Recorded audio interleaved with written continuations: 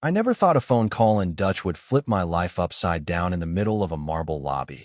But if you want to know how it feels to go from invisible to indispensable overnight, well, let me tell you how that story really went down, because it's wild, it's messy, and trust me, it's a whole lot more than just another office drama. Picture this. I'm scrubbing floors at the Grand Plaza Hotel, where the shine on the tiles matters more than the name on your degree, and my cell rings with a number I recognize instantly, my last shot at grad school. Now, rule number 1 from Manager Richards. No personal calls, especially if you're part of the invisible crew. But you tell me, what would you do? 6 rejections, 6 years of trying to crawl out of the cleaning closet, and here comes my chance. So yeah, I duck behind this ridiculous gold column, and as soon as I answer in Dutch, perfect, because it's Professor Van Ton from Amsterdam. I'm deep in conversation about some lost paperwork when I look up, and there he is. Richard Coleman, the billionaire owner, and Richards, both staring at me like I just started juggling fire in the lobby. Johnson, in my office. Now, that's all I get before the death march to the basement. If you've ever felt every pair of eyes on you, some pitying, some just waiting for you to fall, you know the feeling. At 29, the only black woman in housekeeping with a college degree, you'd think that'd count for something. Spoiler, it doesn't. Phone's off, especially in common areas. What was that, French? Dutch, I blurt out. Don't care if it's Martian, she fires back. What matters is Mr. Coleman saw a cleaning lady on her phone in the lobby. Never mind that the white receptionists order pizza on company time or that half the staff is always texting. Me? I get demoted to the convention center bathrooms, double shifts, no overtime, the classic punishment. That night, I lay in my tiny apartment, the sound of nurses coming and going, my linguistics degree staring at me from the wall, all those years of dreaming about something bigger feeling about as useful as the broken heater. But the next morning, oh, here's where it gets weird, I get called to HR. Not even the head receptionist understands why.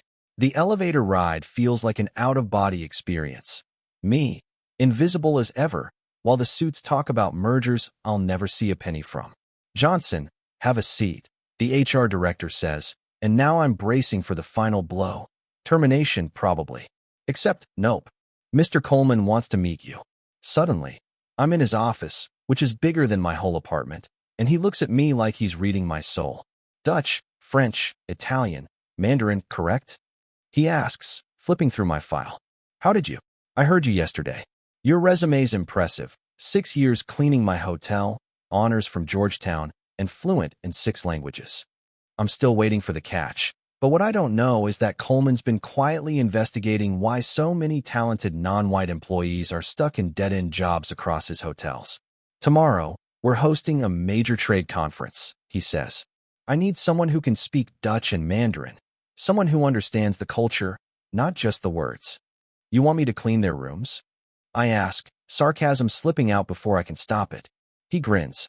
No, I want you to be the international relations coordinator, $5,000 a week, starting now. Yeah, I almost dropped my purse right there.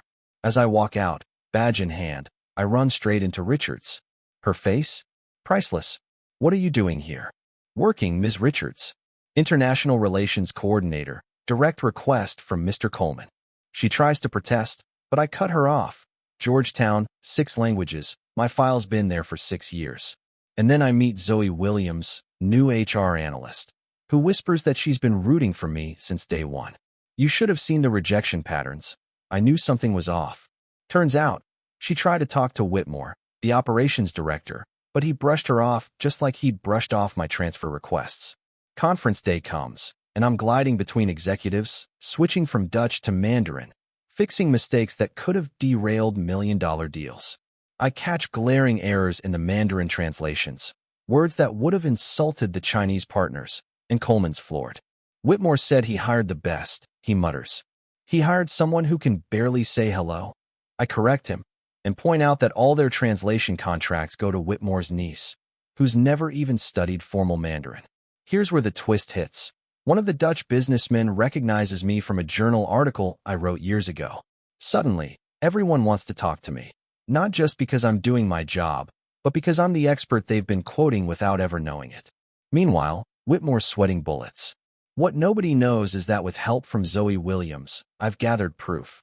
Years of inflated contracts, fake credentials, and a paper trail of discrimination so obvious it hurts. On day 4, as Coleman's prepping to close out the conference, I see Whitmore leading his niece upstairs, pushing her flawed translation as the final contract. I barge into Coleman's office, lay it all out: fake certifications, overpaid contracts, systematic rejection of qualified minority candidates. Coleman doesn't hesitate, calls an emergency board meeting. All managers summoned, the entire staff watching. Coleman exposes everything: nepotism, racism, financial losses. He fires Whitmore on the spot, suspends Richards, and announces a full audit. Then, to top it off, he names me, Dr. Zoe Johnson, as the new Global Director of Internal Communications. I wish you could have heard the applause, especially from the cleaning crew in the back, tears streaming down their faces. As for Whitmore, he's escorted out, but not before he hisses, "You won't last a month." I just smile, knowing that in my pocket, I've got a recording of every threat, every nasty comment he ever whispered, just in case. That night, in my new office overlooking the city, I finally call my mom. "I did it, Mom," I say, voice cracking. 6 years of being told I'm not a cultural fit, 6 years of resumes getting lost, and now, here I am, not just making it, but changing the whole game. And the truth is, what started as one act of courage, a simple phone call, rippled out. Within 6 months, the Invisible Talents program I created helped 147 employees get promoted, 83% from marginalized backgrounds.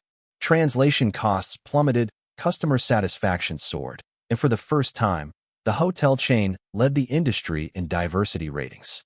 Richards wound up managing laundry at some second-rate hotel in California, her punishment for years of gatekeeping. Whitmore? Nobody in the luxury game would touch him again.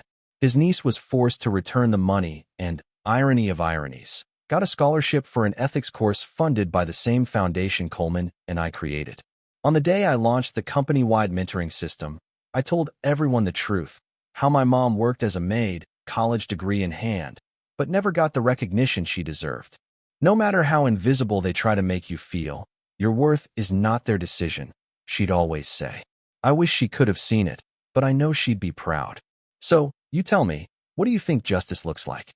Because I've learned it's not just about punishing the ones who kept the doors locked, but making sure those doors stay open for everyone who's been waiting outside. If this story got you fired up, drop a comment, argue it out, share your own story. Because, honestly, change starts with just one voice refusing to stay silent. And in the end, sometimes all it takes is answering a call in Dutch and refusing to hang up, no matter who's watching.